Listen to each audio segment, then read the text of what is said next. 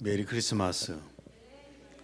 예, 매우 즐겁고 행복한 성탄절입니다. 며칠 동안 설산 속에서 살았습니다. 아름다운 화이트 크리스마스입니다. 올해는 송년주일과 성탄절이 같이 이렇게 맞물려서 한 번으로 이렇게 함께 예배를 드리게 됩니다. 이제 올 한 해도 51주예요. 오늘이 올해는 한 주가 적는데 이제 일주일밖에 남지 않았습니다. 한 해가 참 후딱 지나갔지요. 그래도 올 한 해 동안에는 코로나 이 팬데믹 속에서 조금은 자유함을 누렸던 그런 한 해였던 것 같아요. 많은 일상들이 회복되었고 또한 여러 가지 사업하신 분들도 조금씩은 회복되어 가고 이런 모습을 보여서 참 좋습니다. 그런데 유독 교회만큼은 회복이 되지를 않고 있습니다. 우리나라 수많은 교회들이 코로나 이전과 코로나 이후는 엄청난 변화를 가져왔습니다. 그 첫째가 뭐냐면 예배관입니다. 예배관이 바뀌었어요. 사회적 거리두기로 인해서 교회로 모여서 예배를 드리던 예배관이 사라지고 동영상을 통해서 집에서 개인적으로 예배를 보는 그런 시대로 변했습니다. 예배를 드리는 시대에서 예배를 보는 시대로 바뀌어 버렸습니다. 이제는 뭐 동영상 보는 것으로 예배를 대체하다 보니까 습관이 되어서 다시 교회에서 모여서 예배를 드리자고 그래도 사람들이 거의 오지를 않습니다. 그래서 어느 교단의 통계를 보니까 한 30%에서 40% 정도가 예배 숫자가 줄어들었다고 합니다. 또 하나 이 코로나 이전과 이후 달라진 게 뭐냐 하면은 코로나 이전에는 주일 오전 예배를 드리고 오후 예배를 드리고 수요 예배를 드리고 금요 예배를 드리고 새벽 예배를 드리고 이렇게 예배를 드렸는데 이제 코로나 이후로 지금 예배는 어떻게 바뀌었냐면은 거의 모임을 폐하고 주일 오전 예배 한 번 드리는 교회가 많습니다. 물론 큰 교회에서 뭐 1부, 2부, 3부, 4부 예배를 드린다고 그러지만 그것은 교회 입장에서 그러는 것이고 교인들 입장에서는 한 번 예배를 드리는 것으로 마무리를 짓고 있습니다. 히브리서 10장 25절입니다. 모이기를 패하는 어떤 사람들의 습관과 같이 하지 말고 오직 권하여 그날이 가까움을 볼수록 더욱 그리하자. 예수님의 재림이 다가올수록 예배를 많이 드려야 되는데 자꾸만 예배를 줄여가는 것은 하나님의 말씀을 어기는 것 아닙니까? 그러나 우리 예능교회는 그런 속에서도 그런 여러 가지 어려움 속에서도 예배를 멈춘 적이 없습니다. 현장에서 우리가 이렇게 함께 모여서 예배 드리는 것을 우리는 멈춘 적이 없었고 주일 오전 예배, 주일 오후 예배, 수요 예배, 금요 예배, 새벽 예배까지도 다 지금까지 드려오고 있습니다. 그래서 코로나가 끝나가는 이 무렵에도 교회적으로 매우 안정적입니다. 물론 들쑥날쑥 좀 빠진 사람도 있겠지만 코로나 때문에 빠지는 사람은 거의 없을 겁니다. 마태복음 16장 25절을 읽습니다. 누구든지 제 목숨을 구원하고자 하면 잃을 것이요 누구든지 나를 위하여 제 목숨을 잃으면 찾으리라. 자기 목숨을 살려고 애를 쓰면서 신앙을 버리는 자는 목숨을 잃는다.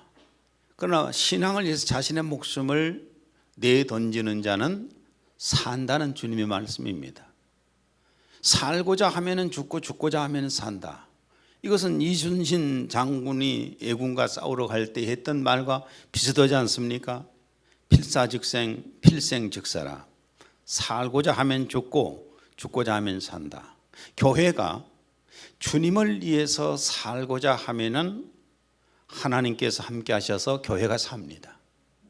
그러나 자꾸만 외부의 압박 때문에 움츠러들어서 하나님을 멀리 해버리면은 하나님께서 손을 떼시기 시작합니다. 그러면 교회가 서서히 사라져가기 시작하는 겁니다. 나는 우리 예능교회가 주님 오시는 그날까지 예배가 멈추지 않고 계속되는 교회가 되었으면 좋겠습니다. 오늘은 성탄절이기 때문에 성탄에 관계된 말씀을 나누겠습니다. 성탄절에는 관공서 건물이나 광장이나 상점들 성탄 장식들이 참 많았잖아요. 밤거리 풍경을 바꾸었고 거리마다 또한 캐널송들이 울려 퍼졌습니다. 백화점, 쇼핑센터 이런 데는 멀찌감치 장식들 만들고 캐널송이 울리면서 선물들 만들어 놓고 세일한다고 이렇게 막 하면서 엄청나게 떠들썩했지 않습니까? 그렇게 해왔습니다. 그런데 요즘에는 예전과 같지를 않아요. 요즘은 예전 같지를 않고 성탄 시즌이 되어도 거리에도 조용하고 아예 그냥 어디를 가도 성탄절 분위기가 나질 않습니다. 요즘 보니까 그렇더라고요. 거리에 장식도 별로 없고 그 흔하던 캐롤송도 별로 어디서 부르지도 않고 또 사람들 사이에서도 흔하게 봤던 메리 크리스마스란 이런 인사가 거의 없어지고요. 해피 홀리데이란 말이 바뀌었어요. 좀 섭섭한 마음도 없잖아 있습니다. 오늘 말씀을 통해서 보고자 하는 것은 우리가 성탄절의 전통과 풍습들에 대해서도 알아야 됩니다. 왜냐하면 이단들이 이게 아주 집요하게 공격을 하거든요. 근데 우리는 알고 있어야 되지 않아요? 알고 있어야 되는데 성탄절을 상징하는 대표적인 문화가 산타클로스입니다. 산타클로스와 선물이지 않습니까? 산타클로스와 선물 사진 한번 봐보세요. 자, 산타클로스 성탄절에 의뢰이 나오는 거지요. 늘 주인공이지 않습니까? 그 다음에 선물 또 하나 보세요. 물론 유명한 정치인이 주는 거지만은 선물 주는 거 이것이 하나의 성탄절 하면은 늘 우리가 떠오르는 것이 바로 이겁니다. 산타클로스하고 선물이에요. 근데 이 산타클로스가 누구냐 하면은 산타클로스는 4세기경에 소아시아 터키의 니키아 미라라고 하는 곳에서 활동했던 카톨릭 주교인 세인트 니콜라스입니다. 세인트 니콜라스인데 이 사람이 선행을 많이 했고 어린이들을 좋아해서 어린이들에게 선물 주기를 매우 좋아했다고 합니다. 나중에 그가 죽은 후에도 계속해서 그 선행이 유럽 쪽에서 알려지기 시작을 했고 이 니콜라스의 전통이 이어지기 시작을 했다고 합니다. 그리고 이제 16세기경에는 네덜란드인들이 니콜라스의 전통을 유지해서 아이들이 니콜라스가 도착하는 성탄절 밤에 벽난로가에 나무로 된 신발을 놓아두게 되면 그 신발 속에다가 선물을 넣어줬다고 합니다. 이런 것들이 이제 전통으로 쭉 왔고, 그러니까 니콜라스의 분장을 하고 선물을 갖다 넣어주고 이런 것들이 쭉 유지되어 오다가 17세기경에 미국 대륙으로 이주한 네덜란드 사람들이 세인트 니콜라스를 산테클라스라고 부르게 된 겁니다. 근데 이것을 영어식 철자로 산타클로스가 된 것입니다. 또 사슴이 끄는 썰매를 이렇게 우리는 많이 상상을 많이 하지 않습니까? 그런데 오늘날 우리가 산타클로스에 관해 알고 있는 대부분의 전설이 어디서 만들어졌냐 하면은 미국에서 만들어졌습니다. 미국에서 만들어졌는데 빨간 옷을 입고 풍성한 수염에 배가 불뚝 나온 산타클로스, 이 배경은 어디서 과연 나왔는가?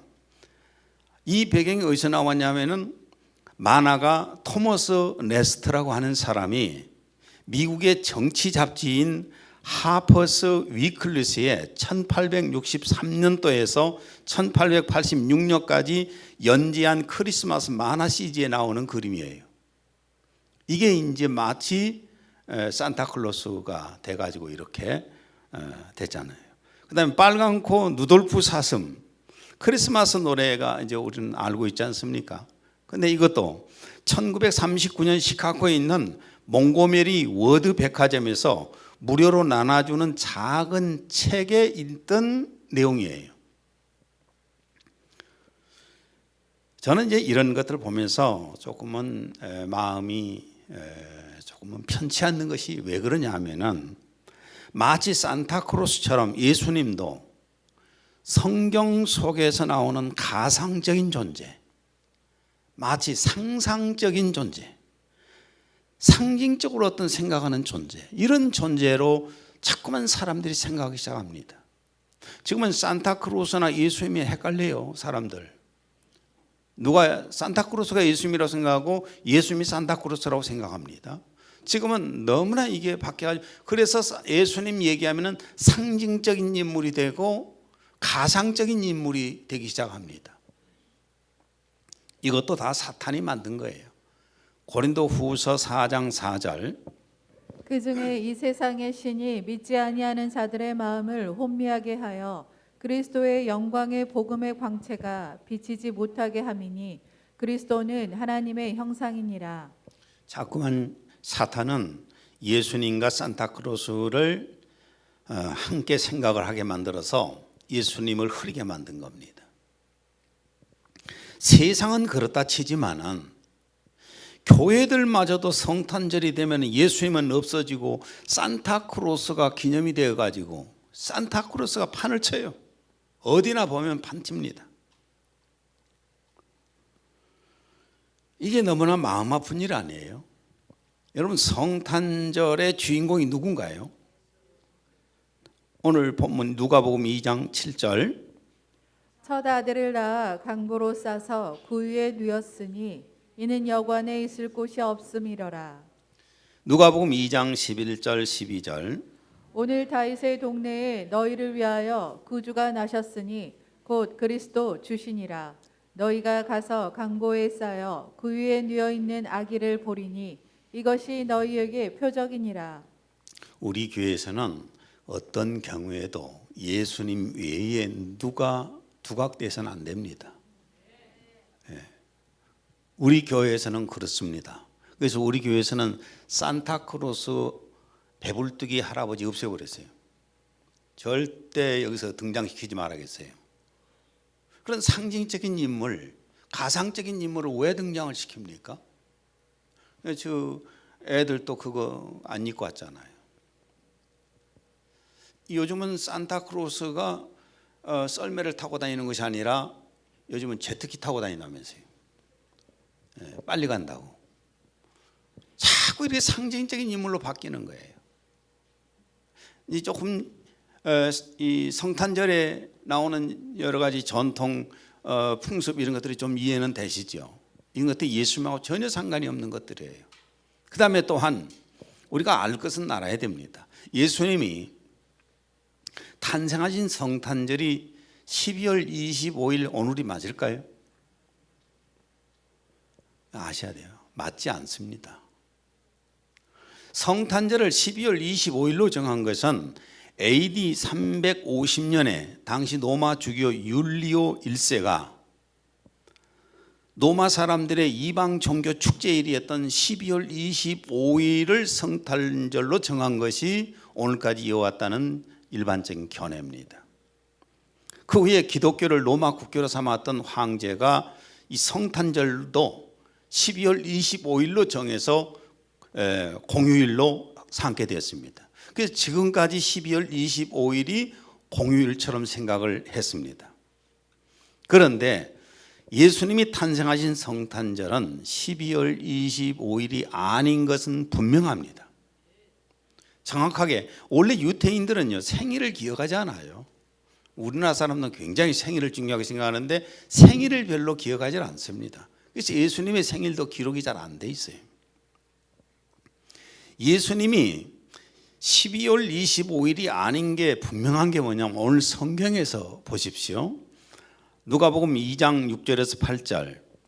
거기 있을 그때에 해산할 날이 차서 첫 아들을 낳아 강모로 싸서 그 위에 누웠으니 이는 여관에 있을 곳이 없음이러라. 그 지역의 목자들이 밤에 밖에서 자기 양떼를 지키더니 예수님이 탄생했을 때에 목자들이 들녘에서 양을 쳤지요. 그러면 여러분이 생각할 때는 이스라엘도 중동에 있으니까 항상 사시사철이 더운 나라겠구나 이렇게 생각하시겠지만은 그렇지 않습니다.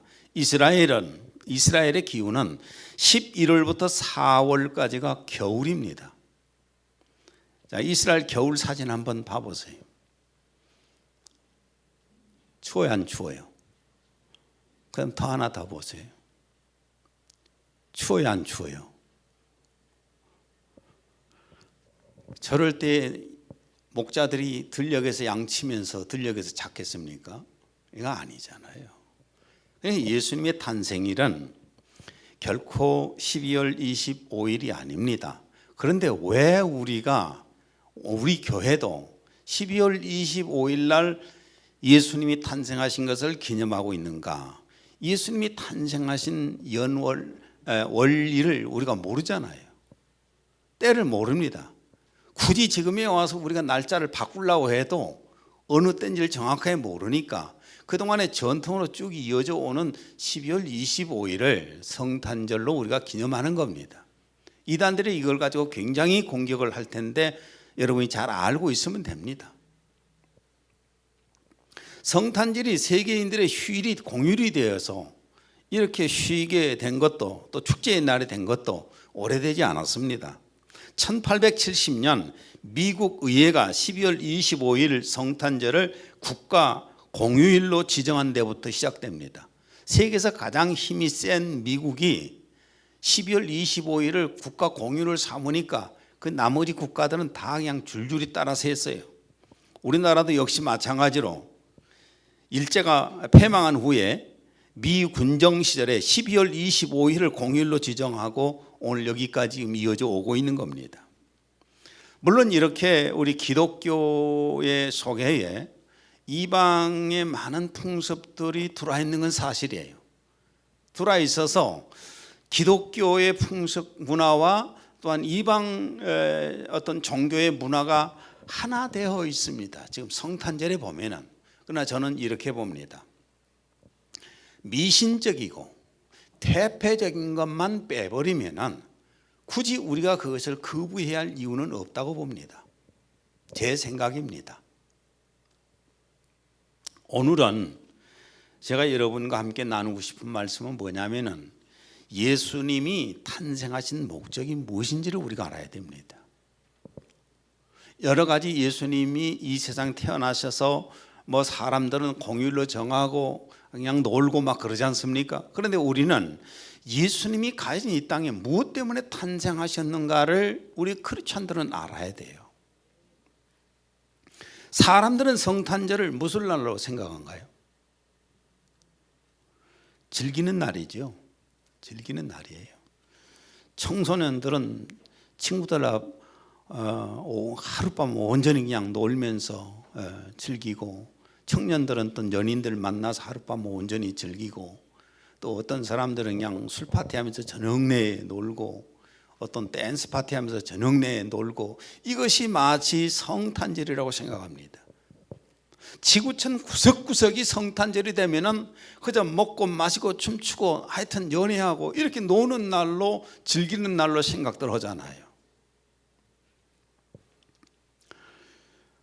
그런데 예수님이 탄생하신 목적이 무엇이냐? 그 목적을 잊어버리니까 그렇잖아요. 자, 아이 돌잔치를 하는데 누가 주인공이죠? 아이가 주인공인데, 아이 돌잔치에서 앞에 사진 한 번 찍고 얘는 방에다 갖다 눕혀서 재우고, 거실에서 얼마나 밤새로 그냥 술을 마셔대면서 춤을 추고 놉니까? 축하하고. 이런 꼴이에요 지금.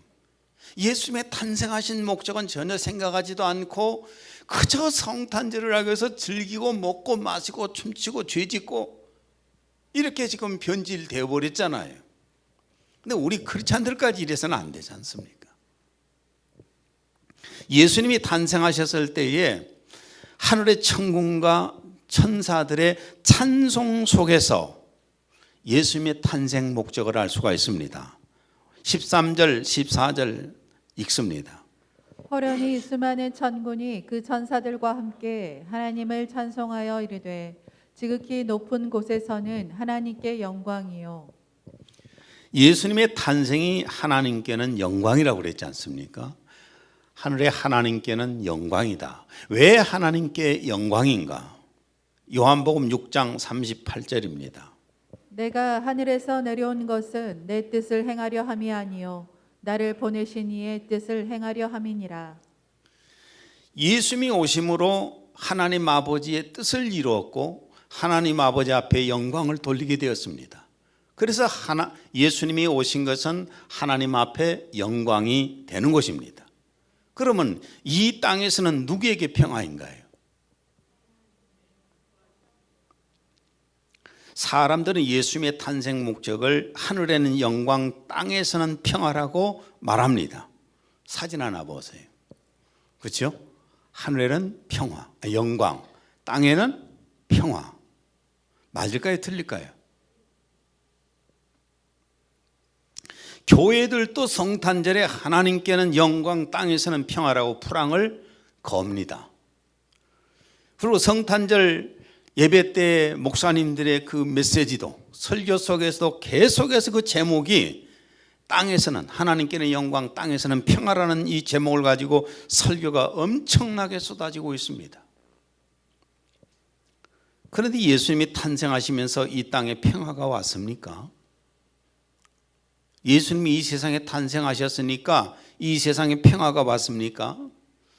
세계 1차 대전 때부터만 말씀을 드리면은 세계 1차 세계대전으로 말미암아서 사망자가 1천만 명이 나왔고 세계 2차 전쟁을 통해서도 사망자가 6천만 명이 나왔고 우리나라 6.25 전쟁을 통해서 얼마나 많이 죽었습니까?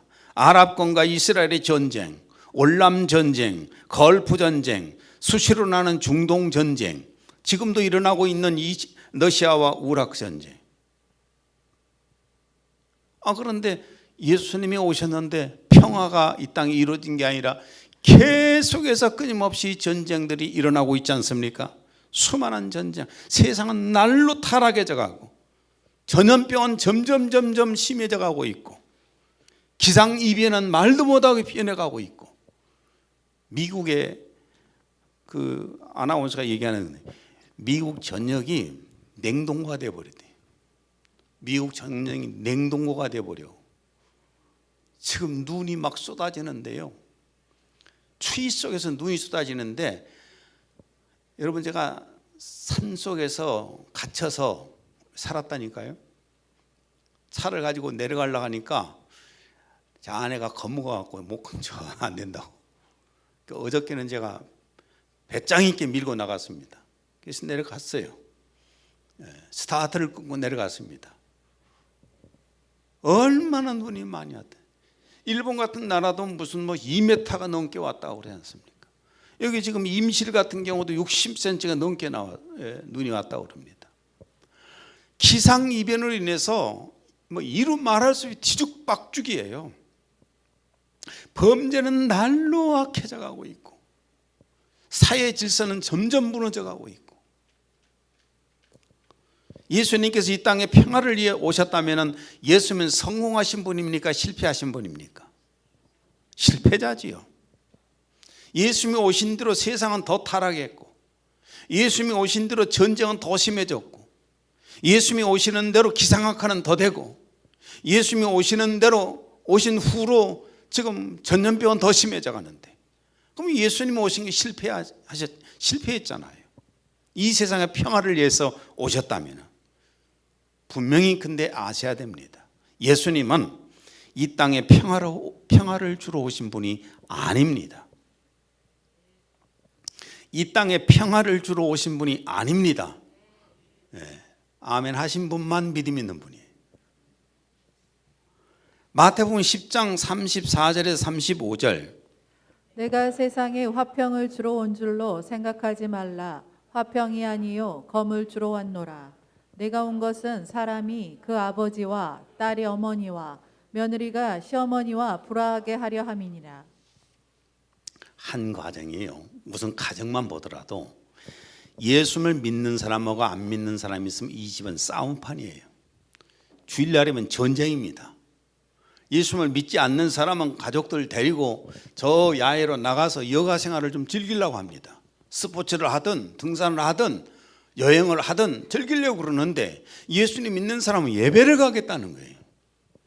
가정에 불화가 일어나고 싸움이 일어납니다. 예수님 믿지 않는 공동체하고 예수님 믿지 않는 공동체와 믿는 공동체와 서로 간에 불화가 일어날 수밖에 없는 겁니다. 섬기는 신이 다르니까. 저쪽에 있는 불교 단체 절하고 우리하고 하나가 될 수는 없잖아요. 불교가 우리하고 하나가 된다고 하면 와서 예수 믿는다면 좋겠지요. 근데 우리가 그쪽에 가서 어떤 석가모니를 섬길 수는 없잖아요. 또 조상 제삿날이 되면은 예수님 믿는 사람하고 안 믿는 사람하고 하나가 되어 있으면 싸움판이 벌어집니다. 난리가 나요.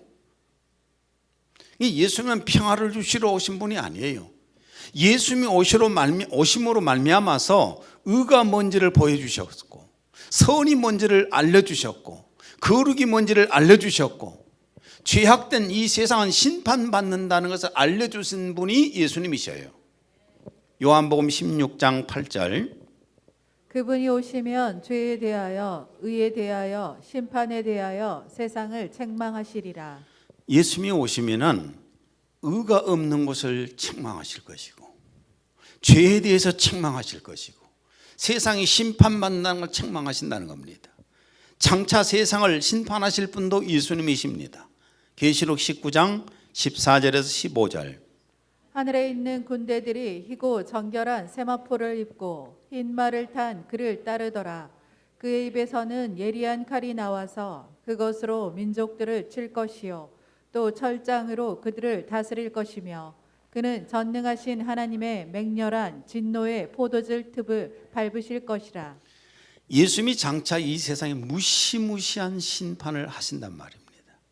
그렇다면 이 세상은 예수님이 오신 것을 기뻐하고 좋아서 그 탄생하신 걸 축하한다고 풀앙을 걸고 날마다 즐기고 놀고 이럴 일이 아니라 예수님 앞에 와서 빨리 회개하고 예수 그리스도를 믿어서 심판을 면해야 되는 겁니다. 그럼 예수님의 탄생 목적이 무엇인가? 한마디로 말씀을 드릴게요. 예수님이 탄생하신 목적이 세상에다 평화를 주러 오신 분이 아니라 아버지의 뜻을 이루려고 오셨습니다. 아버지의 뜻이 뭐냐? 예수님을 보내신 아버지의 뜻이 무엇이냐? 요한복음 6장 40절 내 아버지의 뜻은 아들을 보고 믿는 자마다 영생을 얻을 이것이니 마지막 날에 내가 이를 다시 살리리라. 아버지의 뜻이 뭡니까? 예수 그리스도를 믿고 영생하는 것이에요. 예수 그리스도를 믿고 회개하고 아버지 앞에 나와서 영생을 얻는 것, 이것이 바로 아버지의 뜻입니다. 그래서 예수님께서는 아버지의 뜻을 이루기 위하여서 무엇을 하셨는가? 마가복음 10장 45절 인자가 온 것은 자기 목숨을 많은 사람의 대속물로 주려 함이니라. 예수님은 하나님의 자녀들에게 죄 용서함을 받고 영생을 주셔서 하나님의 자녀들을 만드시려고 오신 분이잖아요. 그래서 천군과 천사들이 땅에서는 평화라고 하지 않았습니다. 14절 땅에서는 하나님이 기뻐하신 사람들 중에 평화로다. 땅에서는 평화가 아니라 땅에서는 하나님이 기뻐하신 사람들 중에 평화로다. 자꾸 사람들은 하나님이 기뻐하신 사람들 중에를 빼버리고 땅에서는 평화로다. 그럼 예수님이 실패작이잖아요. 사탄이 이 짓거리를 하는 거예요. 교회에서까지 그걸 풀앙을 걸고 그런 설교를 계속해서 하고 있습니다. 그럼 예수님이 오셔서 이 세상이 과연 평화를 얻습니까? 그럼 예수님이 실패자잖아요. 예수님이 이 땅에 오신 건 누구냐면은 예수 그리스도를 믿어서 하나님의 자녀들이 된 사람들에게 평화를 주시려고 오신 겁니다. 내가 예수 그리스도를 믿어서 죄 사함 받고 하나님의 생명을 받아서 하나님의 자녀가 되면 그 안에는 성령님이 계십니다. 그러면 그 성령님은 우리 안에다가 평안을 주십니다. 요한복음 14장 27절 평안을 너희에게 끼치노니 곧 나의 평안을 너희에게 주노라. 예수님이 예수를 믿는 사람들 마음속에 평안을 주십니다. 어떤 경우에도 평안을 누릴 수가 있어요. 그리고 예수를 믿는 공동체 안에 평안을 또 주시는 겁니다. 에베소서 4장 3절 공동번역입니다. 성령께서 평화의 줄로 여러분을 묶어 하나가 되게 하여 주신 것을 그대로 보존하도록 노력하십시오. 예수님이 오신 것은 예수를 믿는 사람들의 모임 가운데 평화가 임하게 하신다는 겁니다. 우리가 예수 그리스도를 진심으로 믿고 성령이 내 안에 계신다면 성령님께서는 내 안에 평안을 주십니다. 극한 상황 속에서도 평안을 얻습니다. 그리고 우리가 함께 모여 있을 때 이곳에는 전쟁이 아니라 싸움이 아니라 늘 평안이 있게 되는 겁니다. 이걸 위해서 예수님이 오셨다는 겁니다. 오늘 말씀을 조금은 제가 줄여서 전합니다. 많이 원고에서 내가 뺐어요. 찬양을 많이 했으니까. 우리가 분명히 아셔야 됩니다. 예수 그리스도가 이 땅에 오신 것은 세상을 위해서 오신 것이 아니라 누구를 위해서 오셨어요? 하나님의 뜻을 위해서. 하나님의 뜻이 뭐예요? 하나님의 자녀들이 예수 그리스도를 믿고 생명 얻어서 영생 얻어서 하나님의 자녀들이 되는 거잖아요. 그리고 그 속에 평안을 주시려는 겁니다. 오늘 예수님이 오신 목적은 우리 안에 평안을 주신 거예요. 그리고 다 구원해서 하나의 평화로운 단체를 만들어 가시는 겁니다. 이 목적을 확실하게 아시고 예수님 안에 평안을 누리시고 그다음 우리 교회도 계속해서 평화가 있는 그런 교회가 되었으면 좋겠습니다. 기도합니다. 하나님 아버지, 오늘은 송년주일이고 예수님의 탄생하신 성탄절을 기념하는 그런 예배를 드렸습니다. 예수님이 탄생하신 목적은 아버지 하나님의 뜻을 이루시기 위함이요, 아버지 하나님의 뜻은 예수를 믿고 하나님의 자녀가 되는 사람들에게 평안을 주시고 생명을 주시고 구원하신 것입니다. 오늘 이 말씀을 전했습니다. 성도들 마음속에 주님의 음성으로 들리게 하시고 양식이 되게 하여 주옵소서. 예수님 이름으로 기도했습니다. 아멘.